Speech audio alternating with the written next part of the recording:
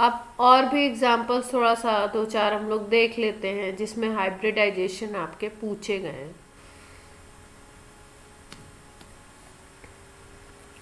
जैसे मान लो suppose that हमारे पास ये कंपाउंड है,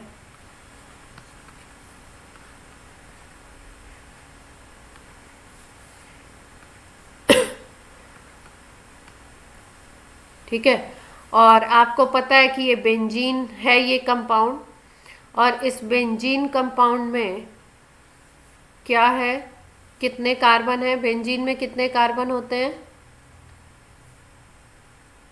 बेंजीन की अगर बात की जाए तो ये कंपाउंड है बेसिकली टोलुइन, बेंजीन से बना हुआ है। बेंजीन में कार्बन होते हैं, C6H6 फॉर्मूला होता है, दिस इज ऑफ बेंजीन। इसको हम इस तरीके से रिप्रेजेंट करते हैं। ये जो सर्कल दिखाते हैं इसका मतलब है कि डबल बॉन्ड रोटेट कर रहे हैं। अगर दूसरा स्ट्रक्चर इसका दिखाना चाहो तो ऐसा दिखाया जा सकता है, ठीक है। तो ये है बेंजीन का स्ट्रक्चर, और इसके ऊपर एक CH3 ग्रुप अटैच है, और आपसे पूछा गया है कि ये कार्बन और ये कार्बन, ये जितने भी कार्बन है इसके नंबर दे दो, 1 2 3 4 5 6, ये जो 6 कार्बन है और एक ये वाला है 7वां कार्बन इस कंपाउंड में, इसमें सब में हाइब्रिडाइजेशन बताना है। तो बेसिकली हमको क्या देखना पड़ेगा, इसमें बॉन्डिंग देखनी पड़ेगी कि किस तरीके की बॉन्डिंग हमको दिख रही है। तो अगर इसकी बॉन्डिंग को हम देखें तो एक डबल बॉन्ड, फिर सिंगल, फिर डबल, फिर सिंगल, इस तरीके से ऑल्टरनेट में डबल और सिंगल बॉन्ड होते हैं इसमें। तो अगर स्ट्रक्चर आप देखो तो 6 कार्बन है इस तरीके से, एक ऊपर की तरफ कार्बन है जिसपे CH3 लगा हुआ है, तो हाइड्रोजन हमेशा मैंने बताया सिंगल बॉन्ड से अटैच होगा। ये 6 कार्बन है जिसमें ऐसे रिंग बनी हुई है, इसका मतलब है कि ऑल्टरनेट डबल सिंगल है, डबल फिर सिंगल फिर डबल फिर सिंगल फिर यहाँ डबल, इस तरीके की बॉन्डिंग है। अब कार्बन के जो बॉन्डिंग होती है ना, अगर आपको रिंग वाले स्ट्रक्चर दिखाई दे रहे हैं तो जितने भी पॉइंट्स दिख रहे हैं, ये कॉर्नर है, ये कॉर्नर है, ये कॉर्नर है, ये जितने भी पॉइंट्स आपको दिखाई दे रहे हैं ये सब कार्बन होते हैं। और इसके अलावा कार्बन की जो वैलेंसी कंप्लीट होती है वो किससे होती है, हाइड्रोजन से। तो यहाँ पे अगर आप देखो ये स्ट्रक्चर था अपना, ये कंपाउंड था। इस कंपाउंड को अगर हम देखें तो इस कंपाउंड में आपका क्या चीज़ हमें देखने को मिल रही है, यहाँ डबल बना दिया, डबल बना दिया, डबल बना दिया। अब हमें देखना है कि हाइड्रोजन कितने हैं। कार्बन की टोटल वैलेंसी 4 होती है, टेट्रा वैलेंसी बोलते हैं इसकी, ठीक है। तो ये जो टेट्रा वैलेंसी है इसमें हाइड्रोजन अब अटैच करने हैं हमको, क्योंकि कार्बन की वैलेंसी 4 करनी है। इस कार्बन को देखो 1 2 3 4, इसकी कंप्लीट है 4, तो यहाँ पे हाइड्रोजन और हमें अटैच नहीं करने हैं। इस कार्बन को अगर देखो, इसको हमने बोला है कार्बन नंबर 7, और कार्बन 7 को अगर देखो तो इसके चारों तरफ केवल सिंगल बॉन्ड आपको दिखाई दे रहा है, और अगर केवल सिंगल बॉन्ड है तो sp3 हाइब्रिडाइजेशन बताया था। फिर उसके बाद इस कार्बन को देखते हैं। इस कार्बन को अगर आप देखो तो यहाँ डबल 2 बॉन्ड हो गए, तीसरा ये, चौथा ये, तो 4 बॉन्ड कंप्लीट है। तो यहाँ पे कोई हाइड्रोजन हमें अटैच नहीं करना है, और इस कार्बन के एक तरफ डबल बॉन्ड है। कभी भी कार्बन के अगर एक तरफ डबल बॉन्ड है, अगर आप इसको छठा कार्बन बोलते हो C6, तो इस पे एक तरफ अगर डबल बॉन्ड है तो ये क्या हो जाएगा, sp2। फिर इस कार्बन को अगर देखिए तो 2 तो आपके बॉन्ड हो गए, और ये आपका क्या है, यहाँ पे आपका आ जाएगा 2 ये बॉन्ड है, एक ये है, तो यहाँ पे आपका एक हाइड्रोजन अटैच होगा, क्योंकि टोटल 4 बॉन्ड। इसको अगर देखिए तो इस कार्बन पे भी एक तरफ डबल बॉन्ड है, तो ये भी कैसा होगा, sp2। इसको भी अगर हम देखेंगे तो एक हाइड्रोजन अटैच करा दीजिए, एक तरफ डबल बॉन्ड दिख रहा है, तो ये भी sp2। इसमें भी यही पोजीशन है, सेम टू सेम एक हाइड्रोजन लगा दो, sp2, सारे जितने कार्बन है सारे कार्बन पे एक तरफ डबल बॉन्ड है, तो कैसा हो गया हाइब्रिडाइजेशन अगर बोले तो sp2। तो इसका मतलब रिंग में जितने भी कार्बन हैं सब पे कौन सा हाइब्रिडाइजेशन है sp2, और ये जो ऊपर वाला सातवां कार्बन था इस पे sp3। क्लियर हुई बात? कोई कुछ कोई कुछ बोल रहा था अभी, किसी की आवाज आ रही थी, कुछ पूछना चाहते हैं? अब ऐसे कंपाउंड में आप निकाल लेंगे, ऐसा कोई भी आपको कंपाउंड दे दिया जाए।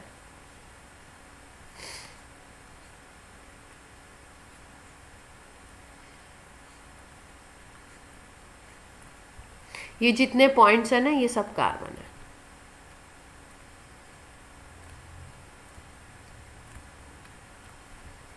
अब सारे कार्बन पे निकालना है। इसको ए बोल दो, इसको बी बोल दो, इसको सी नाम दे दो, इसको डी नाम दे दिया, इसको ई, इसको एफ, इसको जी। तो अगर देखो तो ये जो कार्बन ए वाला है जिसको हमने ए नाम दिया है, इसको देखो तो इसके एक तरफ डबल बॉन्ड दिख रहा है आपको, sp2 होना चाहिए।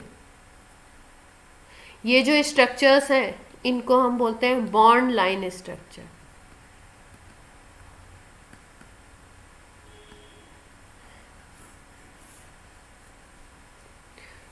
ये ए वाले पे एक तरफ डबल बॉन्ड तो ये sp2। बी वाले को देखो तो बी कार्बन जिसको हमने बी नाम दिया है वो भी, उस पर भी एक तरफ डबल बॉन्ड तो ये भी sp2।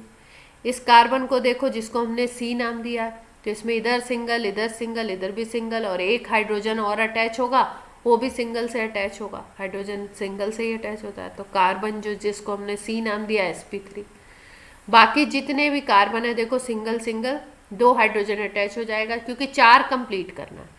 तो यहाँ पे सिंगल सिंगल, ये भी सिंगल, सारे जितने भी हैं सिंगल से हैं। तो अब जितने भी कार्बन है सब पे sp3।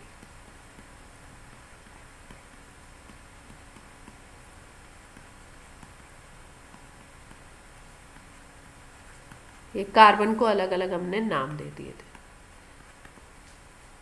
ठीक है।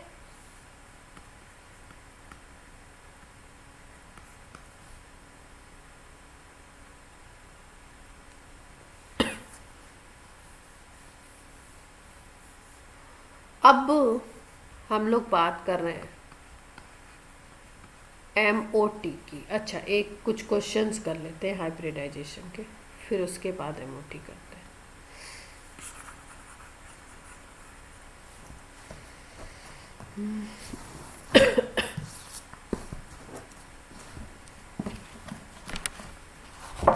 PYQ।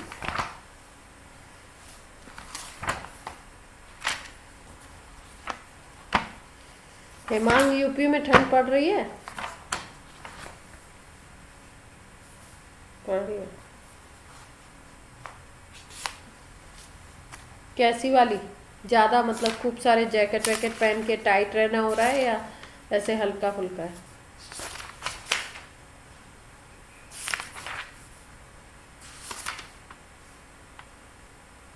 बाकी दोपहर में दिक्कत नहीं है?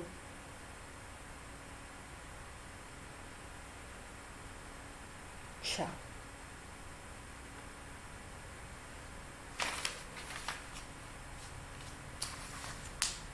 बॉन्डिंग हाइब्रिडाइजेशन का क्वेश्चन बताना चाहते हैं आपको, कोई आया हुआ हो तो।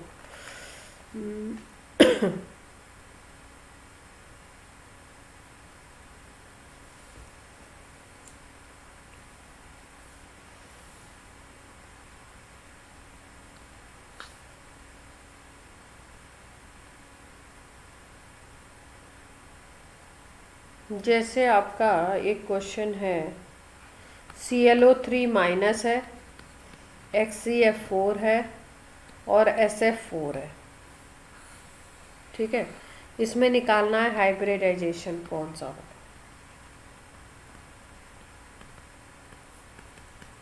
कोई बताना चाहेगा, ट्राई करना चाहेगा?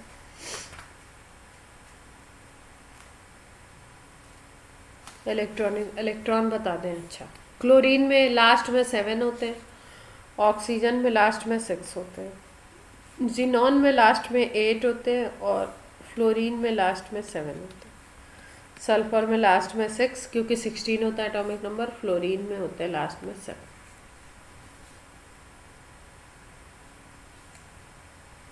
कोई बताना चाहेगा क्लास 12th?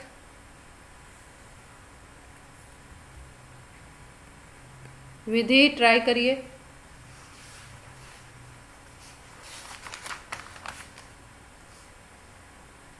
स्ट्रक्चर से भी बता सकते हैं, लोन पेयर बॉन्ड पेयर से भी, जैसे भी बताना चाहे।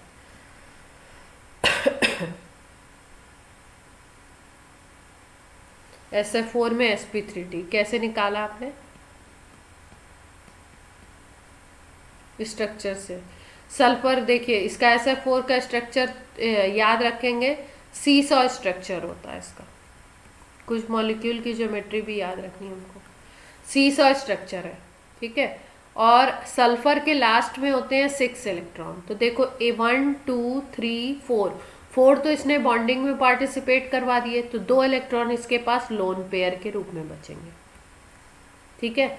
तो अगर यहाँ पे देखो इस मॉलिक्यूल पे, तो बॉन्ड पेयर हो गए आपके 4 बॉन्ड पेयर देख पा रहे हैं सब लोग, और लोन पेयर हो गया 1। तो आपको हाइब्रिडाइजेशन निकालने का एक तरीका ये भी था, Bp + Lp। बॉन्ड पेयर है अपने 4 और लोन पेयर है 1, तो 5 आ गया ये नंबर, ठीक है। ये नंबर 5 आ गया, तो इसके अकॉर्डिंग अब हाइब्रिडाइजेशन हम बनाएं तो sp3d। क्लियर है?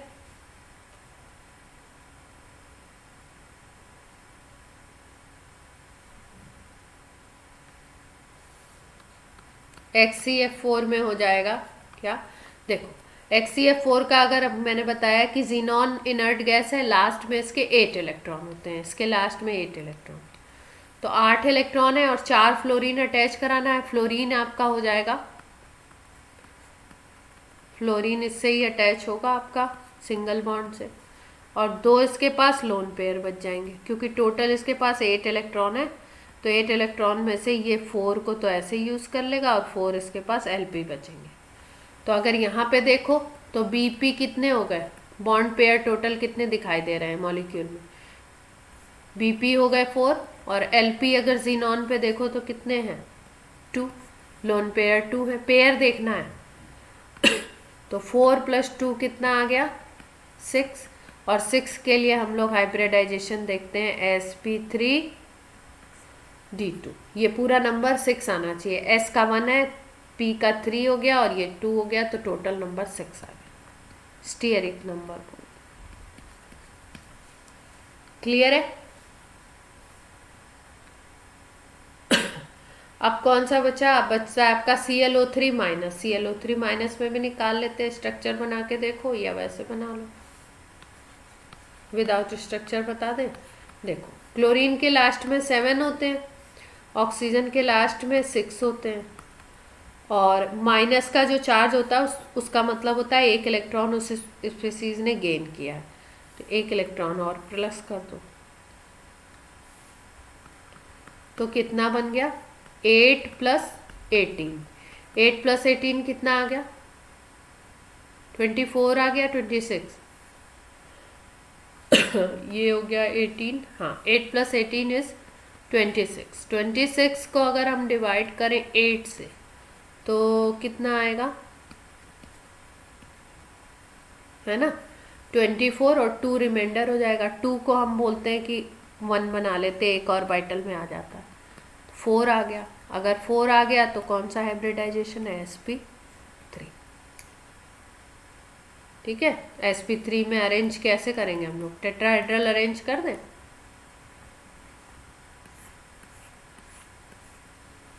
टेट्राहेड्रल अरेंज कर दो उसको। कैसे करें? अगर ये डबल बॉन्ड बना दो, एक को दूसरे को डबल बॉन्ड दे दो, एक ऑक्सीजन के पास आपका माइनस है, तो ये सिंगल बॉन्ड ही बनाएगा। जिसके पास माइनस होता है वो सिंगल बॉन्ड बनाता है। अब क्लोरीन के कितने इलेक्ट्रॉन थे? 1 2 3 4, तो यहाँ यूज कर लिए, 5वां यहाँ यूज कर लिया क्लोरीन ने। क्लोरीन के लास्ट में होते हैं 7, तो 2 इलेक्ट्रॉन इसके लोन पे। टेट्राहेड्रल टाइप अरेंजमेंट दिखाई दे रहा है? देख पा रहे हैं सब लोग?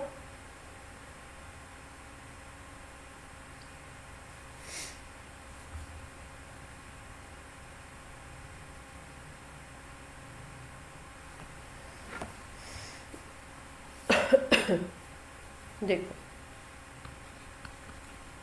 क्वेश्चन है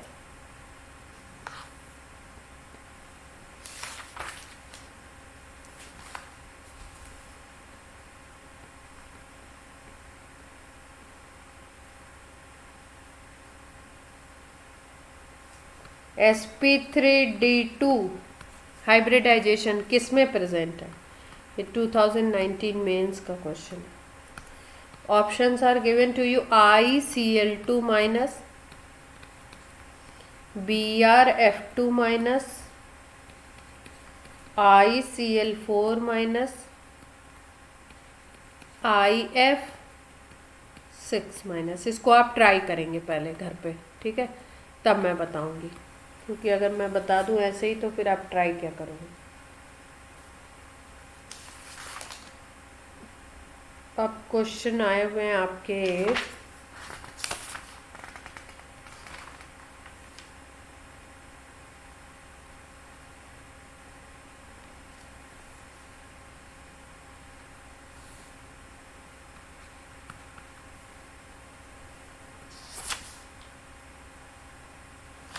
अब हाइब्रिडाइजेशन से ज़्यादा क्वेश्चन नहीं है, अब आपके क्वेश्चन है पॉन्ड एंगल वगैरह से, तो उसको बताएं तब तो।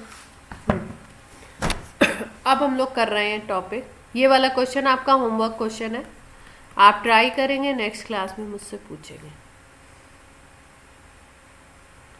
नेक्स्ट टॉपिक पे हम लोग आ जाते हैं। Next topic is MOT, important topic है, बहुत क्वेश्चन आता है।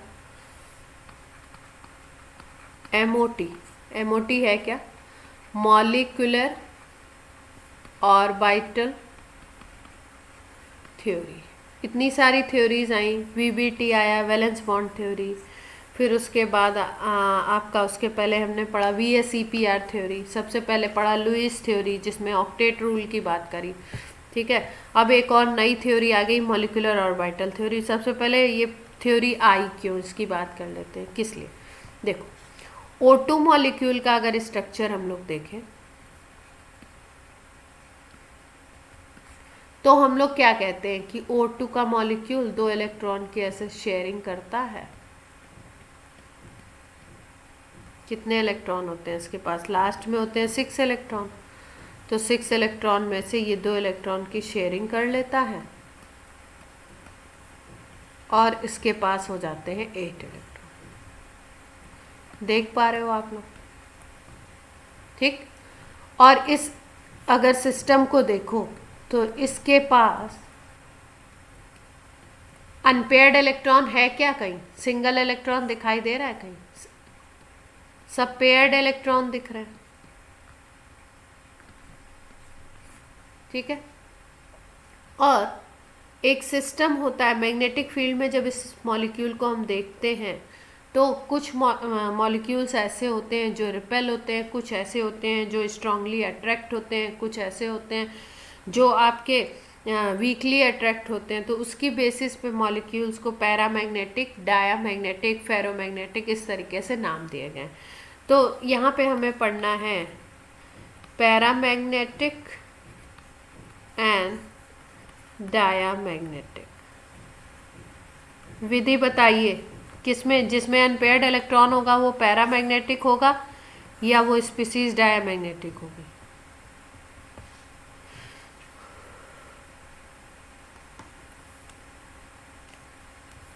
जिसमें अनपेयर्ड इलेक्ट्रॉन होते हैं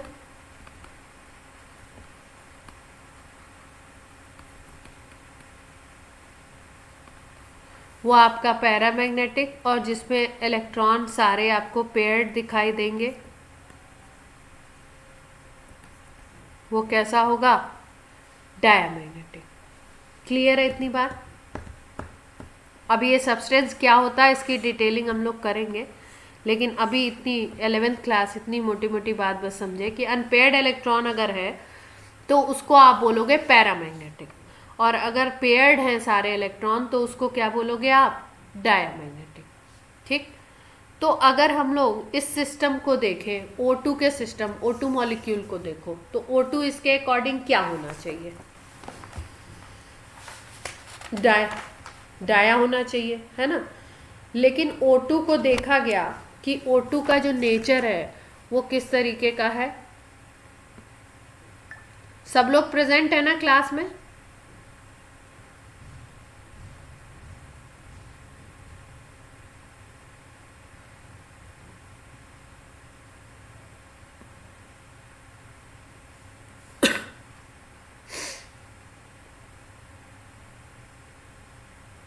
अगर इस थ्योरी के अकॉर्डिंग हम देखें, ये जो स्ट्रक्चर बना हुआ है ये बना हुआ है according to VBT, valence bond theory, जिसमें ओवरलैपिंग होती है और पेयरिंग होती है इलेक्ट्रॉन की, ये बात कही जाती है। तो इसके अकॉर्डिंग सारे इलेक्ट्रॉन पेयर्ड दिख रहे हैं, तो ये O2 कैसा होना चाहिए? O2 होना चाहिए आपका डायामैग्नेटिक, ठीक है। लेकिन जब प्रैक्टिकली O2 मॉलिक्यूल को मैग्नेटिक फील्ड में लगाया गया तो ऐसा देखा गया कि प्रैक्टिकली ये जो O2 मॉलिक्यूल था ये पैरामैग्नेटिक की तरह बिहेव कर रहा था।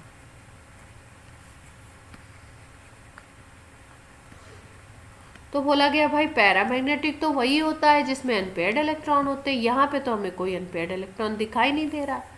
तो इसका मतलब ज़रूर यहाँ पे कोई ऐसी थ्योरी लग रही है, कोई ऐसी बात है इस मॉलिक्यूल में जिसमें यहाँ पे अनपेयर्ड इलेक्ट्रॉन क्रिएट हो रहा है, और जिसकी वजह से ये क्या है आपका डायामैग्नेटिक ना हो करके कैसा बिहेव कर रहा है, पैरामैग्नेटिक बिहेव कर रहा है। तो वीबीटी यहाँ पे आकर के क्या हो गया, फेल हो गया। वैलेंस बॉन्ड थ्योरी के अकॉर्डिंग तो ये सारे पेयर दिखाई दे रहे हैं तो डाया होना चाहिए था, लेकिन प्रैक्टिकली ये पैरा निकला तो वीबीटी यहाँ पे फेल हो गई। तो एक नई थ्योरी आई जिसको हम लोग बोलते हैं मॉलिक्यूलर ऑर्बिटल थ्योरी, ठीक है। अभी तक हम लोग बोल रहे थे कि एटॉमिक ऑर्बिटल होते हैं, उनकी ओवरलैपिंग होती है, जैसे कि हमने अभी आपको बताया था लास्ट उसमें ओवरलैपिंग में कि H2 मॉलिक्यूल अगर बनना है तो हमने क्या बोला था कि एक हाइड्रोजन का s ऑर्बिटल 1s आता है और दूसरे हाइड्रोजन का 1s आता है, दोनों क्या करते हैं ओवरलैपिंग करते हैं, और ओवरलैपिंग करने के बाद हाइड्रोजन सिंगल बॉन्ड हाइड्रोजन बन जाता है। यही बात हुई थी। जैसे HF की बात हुई थी तो HF में ये बात हुई कि H का 1s आता है और फ्लोरीन का आपका p ऑर्बिटल आ जाता है और ये ओवरलैपिंग कर लेते हैं इस तरीके से,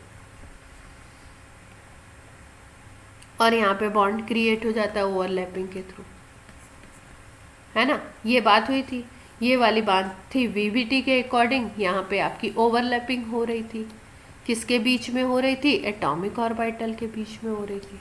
और क्या बन रहा था, एटॉमिक ऑर्बिटल ओवरलैप कर रहे थे और ओवरलैप करके क्या बना रहे थे, मॉलिक्यूल। इतनी बात क्लियर है। अब मॉलिक्यूलर ऑर्बिटल थ्योरी जो आई, मॉलिक्यूलर ऑर्बिटल थ्योरी कहती है कि ये जो एटॉमिक ऑर्बिटल्स है ना ये कंबाइंड होते हैं,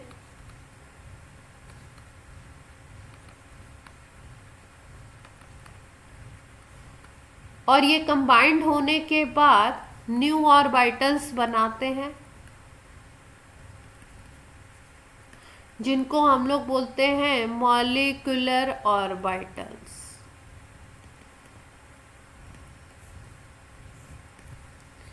और ये मॉलिक्यूलर ऑर्बिटल भी दो तरीके के बनते हैं। इन मॉलिक्यूलर ऑर्बिटल में भी दो तरीके के ऑर्बिटल क्रिएट होते हैं, एक को बोलते हैं बॉन्डिंग मॉलिक्यूलर ऑर्बिटल और दूसरे को हम बोलते हैं एंटी बॉन्डिंग मॉलिक्यूलर ऑर्बिटल।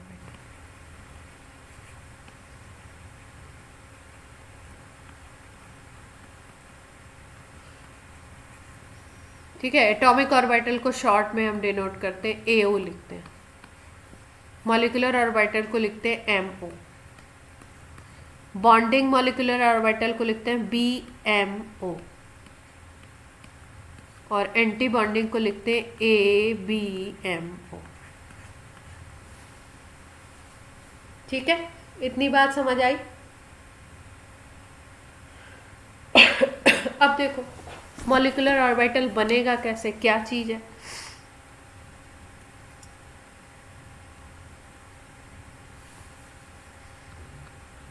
मान लो H2 मॉलिक्यूल बनना है, ठीक है। तो इसमें हाइड्रोजन का एटॉमिक ऑर्बिटल था 1s1 और एक दूसरे हाइड्रोजन का एटॉमिक ऑर्बिटल था 1s1। दो एटॉमिक ऑर्बिटल थे। ये दोनों एटॉमिक ऑर्बिटल कंबाइंड करेंगे और एमओ बना लेंगे। अच्छा, एमओ बनेंगे कितने, मॉलिक्यूलर ऑर्बिटल बनेंगे कितने? अगर ये एक कंबाइंड कर रहा है, ये एक कंबाइंड कर रहा है, एक एटॉमिक ऑर्बिटल इसका, एक इसका, तो टोटल में मॉलिक्यूलर ऑर्बिटल बनेंगे 2।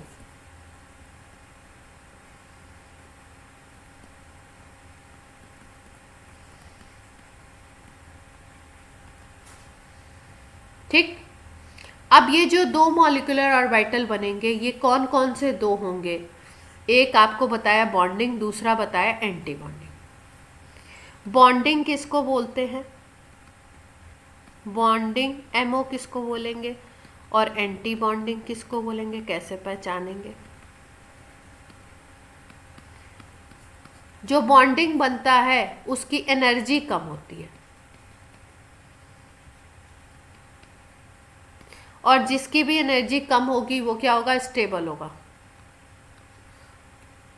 एनर्जी और स्टेबिलिटी जस्ट अपोजिट चलते हैं, ये स्टेबल होता है ज़्यादा। और एंटी बॉन्डिंग जो ऑर्बिटल बनेगा इसकी एनर्जी होती है ज़्यादा, तो ये लेस स्टेबल होता है। 2 एटॉमिक कंबाइंड किए, 2 मॉलिक्यूलर बनाए, जिसमें से 2 मॉलिक्यूलर अलग अलग टाइप के थे। एक को बोला बॉन्डिंग, दूसरे को बोला एंटी बॉन्डिंग। क्लियर है बात? जैसे मान लो कहीं पे अगर 4 कंबाइंड करेंगे तो 2 आपके बनेंगे बॉन्डिंग, 2 बनेंगे आपके एंटी बॉन्डिंग। आधे जाते हैं इधर, आधे जाते हैं इधर, एक आधा सेक्शन एंटी बॉन्डिंग में, आधा सेक्शन बॉन्डिंग। क्लियर है? अब बात थोड़ी सी समझते हैं। एटॉमिक ऑर्बिटल की जब हम बात करते हैं तो एटॉमिक ऑर्बिटल बेसिकली बोला क्या जाता है? एटॉमिक ऑर्बिटल को बेसिकली बोला जाता है इलेक्ट्रॉन वेव। मतलब कोई ऐसी वेव है जो इलेक्ट्रॉन से बनी हुई है। एटॉमिक ऑर्बिटल को बोलते हैं इलेक्ट्रॉन वेव। क्या बोलते हैं? ये न्यूक्लियस है, न्यूक्लियस के चारों तरफ कोई भी वो एरिया जहाँ पे इलेक्ट्रॉन फाइंडिंग की पॉसिबिलिटी मैक्सिमम है, that is called atomic orbital. Atomic orbital को डिफाइन हम ऐसे ही करते हैं, 3D space around nucleus where probability to finding electron is maximum। उसी एरिया को हम बोलते हैं, उसी 3D स्पेस को हम बोलते हैं ऑर्बिटल। तो ये इलेक्ट्रॉन से बना हुआ है ना, तो इसको हम एक वेव टर्म देते हैं, इसको हम वेव भी बोल सकते हैं। तो एटॉमिक ऑर्बिटल एक इलेक्ट्रॉन की वेव है, इलेक्ट्रॉन वेव बोलते हैं इसको। ठीक। तो ये जो इलेक्ट्रॉन वेव है ये कब कंबाइंड करेगी? तो आपका बनाएगी एंटी बॉन्डिंग, और कब कंबाइंड करेगी? तो बनाएगी बॉन्डिंग। ठीक है। जैसे एक एग्जांपल आप सोचो, जैसे मान लो सपोज ये कोई स्कूल है, इसका असेंबली ग्राउंड है, ठीक है, और यहाँ पे 100 स्टूडेंट्स हैं सपोज, ठीक है, यहाँ प्रेयर हो रही है, 500 स्टूडेंट्स हैं। ठीक। तो प्रेयर जब होती है तो एक सिंक्रोनाइज वे में होती है, एक ही सॉन्ग या कोई भी पोएम, कुछ भी जो बताया जा रहा है उसको सब लोग गाते हैं, तो एक अच्छा सा एक म्यूज़िक प्रोड्यूस होगा या एक अच्छा सा सॉन्ग प्रोड्यूस होगा। उसमें कोई अलग दूसरे तरीके की आवाज़ नहीं होगी और आपको एक सिग्निफिकेंट रिजल्ट दिखाई देगा। एक सिग्निफिकेंट, अगर बाहर से कोई सुने तो आपको एक सिग्निफिकेंट प्रेयर सुनाई देगा। ठीक है। अब यही 500 स्टूडेंट्स, अगर यहाँ पे इसकी कैंटीन है, ये तो प्रेयर ग्राउंड था, ये कैंटीन है और ये कैंटीन के बाहर का थोड़ा एरिया है। यही 500 स्टूडेंट्स अब यहाँ पे आ गए, लंच हो रखा है, ठीक है। और इसके यहाँ पे बाउंड्री वॉल है, इधर से कोई गुजरता है, यहाँ प्रेयर ग्राउंड से पहले गुजरा बाहर से और इधर से।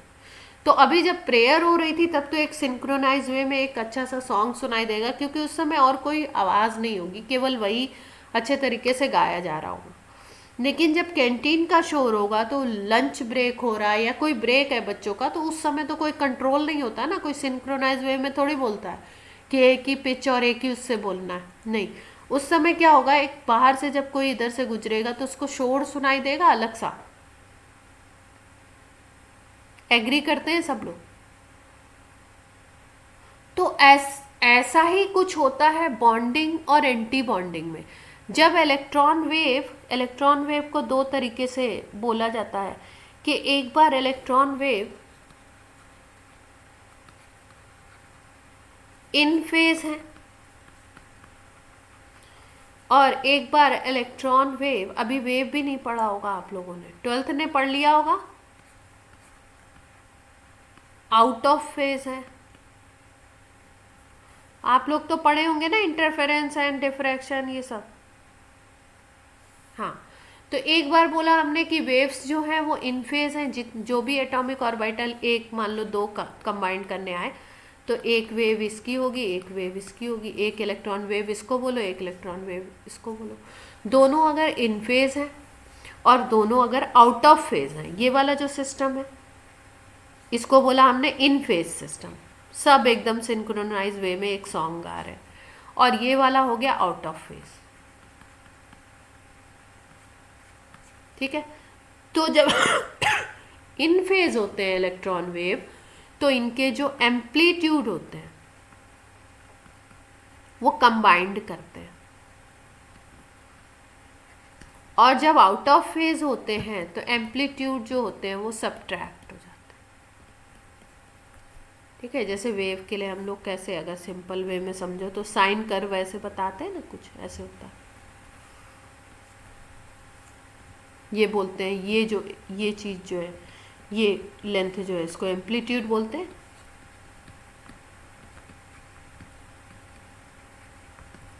ये जो हाईएस्ट पॉइंट इधर होते हैं इनको क्या बोलते हैं, क्रेस्ट, और इनको क्या बोलते हैं, ट्रॉप्स। वेवलेंथ की अगर बात करो तो क्या बोलते थे हम लोग, यहाँ ज़रूरत नहीं है फिर भी बता दे रहे हैं। वेवलेंथ का क्या मतलब है, एक आपका क्रेस्ट है, उसके बगल वाला जो क्रेस्ट है उसके बीच का डिस्टेंस ले लो तो वो भी वेवलेंथ हो जाता है, या दो ट्रॉफ्स के बीच का ले लो डिस्टेंस, ठीक है। तो यहाँ हम बात कर रहे हैं एम्पलीट्यूड की। दो वेव्स हैं, एक इलेक्ट्रॉन वेव और एक एटॉमिक ऑर्बिटल की इलेक्ट्रॉन वेव और दूसरे एटॉमिक ऑर्बिटल इलेक्ट्रॉन वेव, दोनों अगर कंबाइंड करती हैं तो उसको इन फेज बोलते हैं। जैसे मान लो एक कोई वेव है, इस डायरेक्शन में जा रही है, उसका एम्पलीट्यूड, ये ऊपर नीचे वाले पोर्शन सेम होंगे, उसका एम्पलीट्यूड मान लो यहाँ पे A1 है, ठीक है। और दूसरी उसी डायरेक्शन में इन फेज है दूसरी वेव, उसका A2 है। तो क्या होगा, एम्पलीट्यूड कंबाइंड हो जाएगा, जो नया बनेगा वेव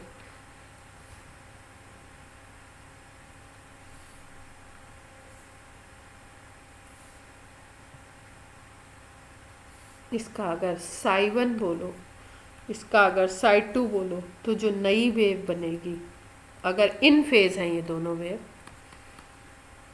तो ये साई हो जाएगा, psi1 प्लस psi2 बोल सकते हो, ठीक है। और अगर आप आउट ऑफ फेज कर देते हो, आउट ऑफ फेज में क्या होगा, ये अब जब कंबाइंड करेंगी ना तो नया एम्पलीट्यूड बड़ा बनेगा, दोनों से बड़ा आएगा,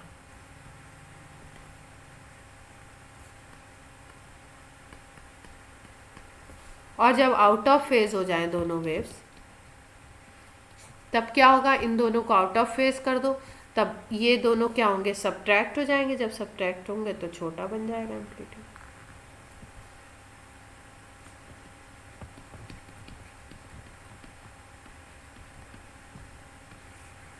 क्लियर हो रही है बात?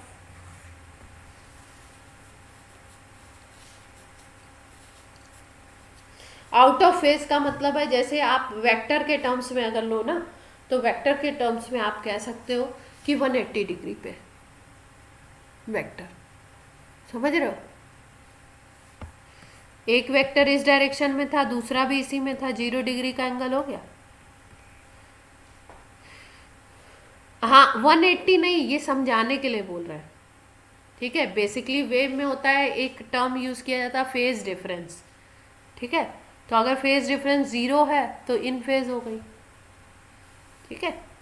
ये तो वेक्टर मैंने समझाने के लिए बोल दिया, क्योंकि अभी आपने वेव पढ़ी नहीं है।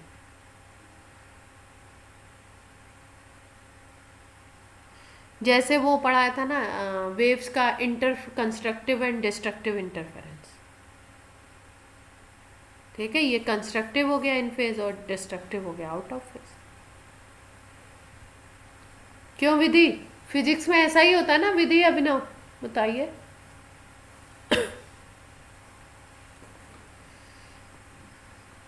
फिजिक्स की बच्चा पार्टी, वेव में ऐसा ही होता है, इन फेज आउट ऑफ फेज कुछ बताया जाता है आपको? अरे, ऐसे ऐसे करोगे एग्जाम देने वाले? वेव वेव में इतना याद नहीं है? गड़बड़ करोगे आप लोग। अभिनव बताइए।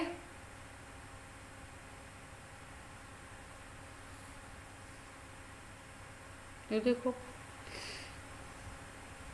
मीटिंग में नहीं है अभिनव। अच्छा, चलो भाई, हम लोग बात करते हैं मॉलिक्यूलर ऑर्बिटल, एटॉमिक ऑर्बिटल की, ठीक। तो हम बात कर रहे हैं, एक बार ऐसा हो सकता है कि इलेक्ट्रॉन की वेव इन फेज हो, और एक बार ऐसा हो सकता है कि आउट ऑफ फेज हो। जब इन फेज होगी तो बॉन्डिंग बना लेगी, और जब आउट ऑफ फेज होगी तो एंटी बॉन्डिंग बना लेगी। इसका मतलब हम इसको कैसे लिख सकते हैं? इसको हम लोग ऐसे लिख सकते हैं, देखो। अच्छा, एटॉमिक ऑर्बिटल ये था। अगर मॉलिक्यूलर ऑर्बिटल बोलो तो मॉलिक्यूलर ऑर्बिटल क्या होगा? 3D space around nucleus of combined atom where probability of finding electron is maximum। अब यहाँ पे हमने क्या कर दिया? कई सारे न्यूक्लियस की बात कर दी। क्यों? क्योंकि जब आपका मॉलिक्यूल बनता है तो मॉलिक्यूल में तो एटम्स कई सारे होते हैं ना, तो मॉलिक्यूलर ऑर्बिटल में तो कई सारे न्यूक्लियस की बात की जाएगी, जबकि एटॉमिक ऑर्बिटल में जो एटम कंबाइंड हो रहा है बस उसके सिंगल की बात करते हैं, ठीक। अब देखो, ये जो हम लिखते हैं साई, वेव फंक्शन लिखते हैं, इसको हम सीधे सीधे ऐसे लिख देते हैं साई। मान लो एक वेव है साई 1 और दूसरी साई 2 है, तो ये कंबाइंड करेंगी ऐसे। लेकिन एग्जैक्टली ये वेक्टर के टर्म्स में होता है, ऐसे नहीं होता है। जो आपका कॉम्बिनेशन बनता है वो एग्जैक्टली दूसरे तरीके से बनता है। दूसरा हम ऐसे लिख सकते हैं साई डैश, इसमें साई 1 साई 2 माइनस कर दिया, ठीक है, सीधे सीधे माइनस कर दिया। लेकिन ऐसा एग्जैक्टली होता नहीं है। एग्जैक्टली एम्पलीट्यूड कैसे कंबाइंड या वो होंगे, जैसे वेक्टर में हम लोग बात करते थे तो कैसे बात करते थे? रिजल्टेंट निकालने के लिए ऐसे करते थे ना।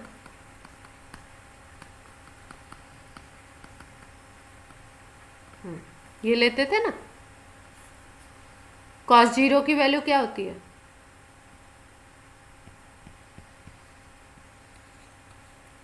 मान लो साई 1 लेना है तो ऐसे आएगा,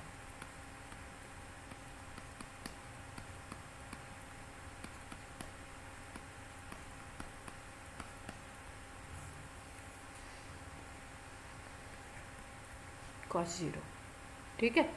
और अगर आपको ये वाला लेना है जिसमें माइनस दिखाना है, तो माइनस में कितना आ जाएगा? 180 का आ जाएगा। ये माइनस आता है। cos 180 की वैल्यू कितनी होती है? -1।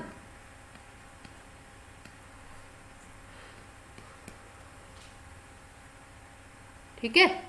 तो अगर इसको देखोगे तो ये आपका a प्लस बी का होल स्क्वायर बन जाएगा, ये a माइनस बी का होल स्क्वायर बन जाएगा, तो ये आ जाएगा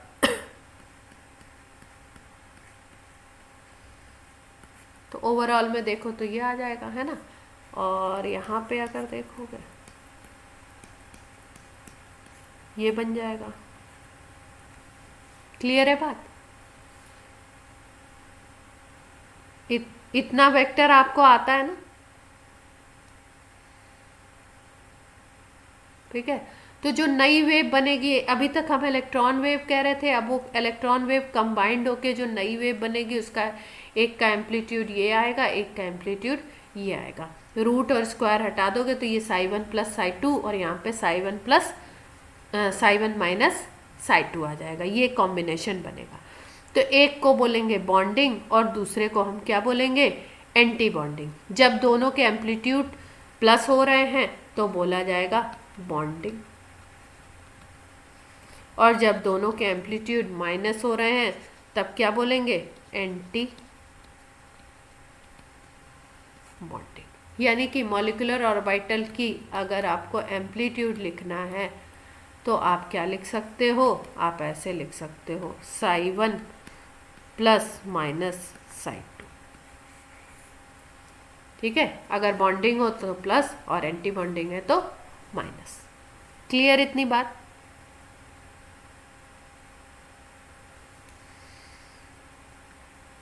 अब ये जो कॉम्बिनेशन हमने दिखाया, ये इस तरीके से जो कंबाइंड होता है एटॉमिक ऑर्बिटल, इसको एक रूल भी बोलते हैं LCAO, ठीक है। LCAO का फुल फॉर्म जान लेते हैं, है यही चीज, नाम पता होना चाहिए, linear combination of atomic orbital. ये हो रहा है। कई बार क्या होता है कि बच्चे को प्रोसेस पता होता है, उसका नाम ही नहीं पता कि अच्छा ये कंबाइंड हो रहा है, इसको ये कहते हैं। तो ये जो हमने कंबाइंड कराए एटॉमिक ऑर्बिटल, उसको क्या बोलते हैं, कौन सा रूल बोलते हैं, linear combination of atomic orbital, ठीक है। LCAO थ्योरी के अकॉर्डिंग हमने इसको कंबाइंड कराया है एटॉमिक ऑर्बिटल को। क्या बनाया, बॉन्डिंग एंटी बॉन्डिंग। बॉन्डिंग की एनर्जी कम, एंटी बॉन्डिंग की एनर्जी ज़्यादा, इसीलिए जो बॉन्डिंग होगा वो स्टेबल होगा और जो एंटी बॉन्डिंग होगा वो लेस स्टेबल होगा। यहाँ तक का पूरा बात क्लियर है। अब देखो ये जो ऑर्बिटल्स होते हैं इनकी फिलिंग किस तरीके से होती है, इलेक्ट्रॉन इसमें कैसे फिल करोगे, कैसे शो करोगे। जैसे मान लो सपोज आपको N2 दे दिया, H2 दे दिया, He2 दे दिया, तो जैसे हम लोग हाइड्रोजन में इलेक्ट्रॉनिक कॉन्फ़िगरेशन ऐसे लिखते थे ना, हीलियम में 1s2, या किसी भी एटम के लिए हम ऐसे, नाइट्रोजन के लिए 1s2, 2s2, 2p3 ऐसे लिखते थे, ठीक है। वैसे ही मॉलिक्यूलर ऑर्बिटल के लिए भी इलेक्ट्रॉन भाई अब दो हो गए, नाइट्रोजन, एक नाइट्रोजन दूसरा नाइट्रोजन, तो एक में 7 था दूसरे में 7। तो वैसे ही मॉलिक्यूलर ऑर्बिटल में भी इलेक्ट्रॉन की फिलिंग के लिए रूल्स होते हैं, और वो रूल्स कौन कौन से होते हैं उनको देख लेते हैं हम लोग थोड़ा सा। जैसे एटॉमिक ऑर्बिटल को जब हम डिनोट करते थे तो कैसे डिनोट किया जाता था, तब हम लोग उसको डिनोट करते थे SPDF से, ठीक। अब यही हमको मॉलिक्यूलर ऑर्बिटल को अगर डिनोट करना है तो मॉलिक्यूलर ऑर्बिटल को डिनोट करने के लिए टर्म्स दिए जाते हैं, सिग्मा, पाई, डेल्टा। और मॉलिक्यूलर ऑर्बिटल में ये है बॉन्डिंग के लिए। अगर हमें एंटी बॉन्डिंग शो करना है तो ये सिग्मा पे स्टार आ जाता है, पाई पे स्टार आ जाता है, डेल्टा पे स्टार आ जाता है,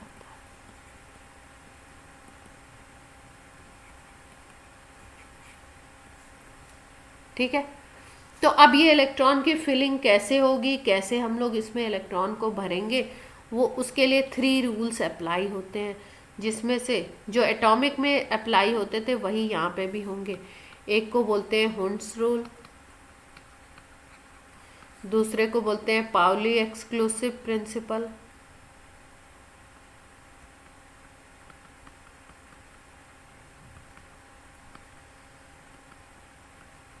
और तीसरा होगा आपका आर्म प्रिंसिपल।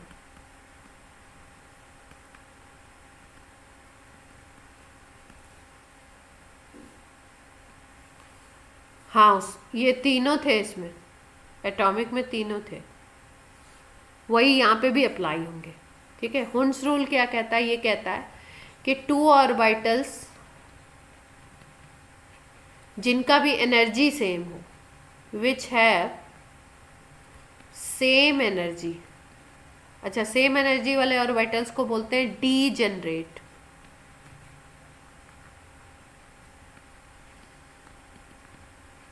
ठीक है, तो अगर कोई ऑर्बिटल्स ऐसे हैं जो डीजेनरेट हैं, जैसे बोला जाता है p x p y p z, ये डीजेनरेट है। ठीक है, ये सेम एनर्जी के ऑर्बिटल्स हैं। तो अगर सेम एनर्जी के ऑर्बिटल्स हैं, उनको आपको फिल करना है। तो p x p y p z को जब एटॉमिक ऑर्बिटल को हम फिल करते हैं, तो हमारा तरीका क्या होता है? मान लो हमारे पास 3 इलेक्ट्रॉन है जिसको इसमें फिल करना है। तो हम ऐसा थोड़ी करते हैं 2 एक को दे दो, 1 1 को दे दो। हम पहले क्या करते हैं? पहले सिंगल सिंगल फिल करते हैं। हुंस रूल यही कहता है कि अगर सेम एनर्जी के ऑर्बिटल हैं तो सबको पहले 1 1 दो। ठीक है, जैसे मान लो कि सपोज आपके पास 5 चेयर्स हैं। ठीक है, और आपके पास अगर 5 चेयर्स हैं, या ये एग्जांपल सही नहीं है, अच्छा सा कोई दूसरा एग्जांपल देते हैं। जैसे मान लो कहीं भूकंप आ गया है। ठीक है, किसी जगह पे कुछ लोगों को अलग क्रेन व्रेन से निकाल के अलग रख दिया गया। ठीक है, अब यहाँ पे हेलीकॉप्टर से फूड डिस्ट्रीब्यूशन हो रहा है। ये हेलीकॉप्टर थोड़ा अजीब बना है पर समझ लो तुम। ठीक है, यहाँ से फूड डिस्ट्रीब्यूशन हो रहा है। मान लो यहाँ पे 50 पर्सन्स है। तो पहले क्या करते हैं? पहले ये लोग जो फूड डिस्ट्रीब्यूट करते हैं ना ऊपर से, वो कोशिश करते हैं इस तरीके से दें। अब एक एक को जाके हाथ में तो देंगे नहीं, पर चांसेस कुछ कोशिश ऐसी की जाती है, माइक वगैरह से इंस्ट्रक्ट ऐसा किया जाता है कि पहले सब लोग भाई एक एक पैकेट ले लो। ठीक है, थोड़ा डिस्ट्रीब्यूट करने के बाद पूछा जाता है सबको एक एक पैकेट मिल गए क्या? कोई डबल पैकेट पहले नहीं लेगा, पहले सबको एक एक पैकेट दिया जाएगा। ठीक है, फिर उसके बाद एक्स्ट्रा होता है तो और प्रोवाइड कराया जाएगा। तो इसका क्या मतलब है कि भाई अभी आप यहाँ भूकंप के उसमें फंसे हुए हो, तो सबको बराबर भूख लगी और सबको रिक्वायरमेंट सेम है। ठीक है ना, तो पहले जो मिनिमम रिक्वायरमेंट है वो करो, पहले एक एक पैकेट ले लो, फिर एक्स्ट्रा बचता है तो फिर डबलिंग आपकी होगी। तो यही चीज़ हुंस रूल भी कहता है। हुंस रूल कहता है कि जो डीजेनरेट ऑर्बिटल है, डीजेनरेट ऑर्बिटल का मतलब उनका स्टेटस सेम है, उनको सेम भूख लगी हुई है। ठीक है, उनकी एनर्जी सेम है। तो जब आपको 3 इलेक्ट्रॉन डिस्ट्रीब्यूट करने हैं, ठीक है, या 4 इलेक्ट्रॉन डिस्ट्रीब्यूट करने हैं, जैसे मान लो 4 इलेक्ट्रॉन डालने हैं इसमें, तो आप ऐसा नहीं करोगे कि 4 इलेक्ट्रॉन को ऐसे फिल कर दोगे, 2 2 दे दिए एक को और एक खाली बैठा रहा। नहीं, सबका स्टेटस सेम है, सबकी एनर्जी सेम है, इसलिए क्या है, सब इक्वल है। तो सारे जब इक्वल हैं, डीजेनरेट है, तो सबको पहले एक एक दो। जब सबको एक एक दे देते हो, उसके बाद भी आपको और देना है, एक इलेक्ट्रॉन आपके पास और है, तो आप फिर डबलिंग स्टार्ट करोगे। तो डबलिंग तब तक नहीं होती है जब तक सारे डीजेनरेट ऑर्बिटल्स में जो सेम एनर्जी के ऑर्बिटल्स हैं उनमें एक एक इलेक्ट्रॉन फिल ना हो जाए। क्लियर है बात? तो ये हुंस रूल हम लोग अप्लाई करते थे एटॉमिक ऑर्बिटल की फिलिंग में, यही सेम हुंस रूल अप्लाई किया जाएगा मॉलिक्यूलर ऑर्बिटल की फिलिंग में भी। तो रूल क्या था? Doubling starts when one electron in each degenerate orbital, जब एक एक इलेक्ट्रॉन हो जाएगा उसके बाद ही डबलिंग करोगे आप। ऐसा नहीं कि किसी ने फूड के 4 पैकेट ले लिए और किसी को मिला नहीं। क्लियर? पाउली एक्सक्लूसिव प्रिंसिपल का यहाँ पे कुछ खास ऐसा मतलब बोलते हैं लगता है, बट ऐसा जब क्वांटम नंबर की बात करते हैं तब इसकी बात की जाती है, क्वांटम नंबर की यहाँ मॉलिक्यूलर ऑर्बिटल में बात नहीं करते। अबाव प्रिंसिपल कहता है कि एनर्जी के इंक्रीजिंग ऑर्डर में आप फिल करोगे।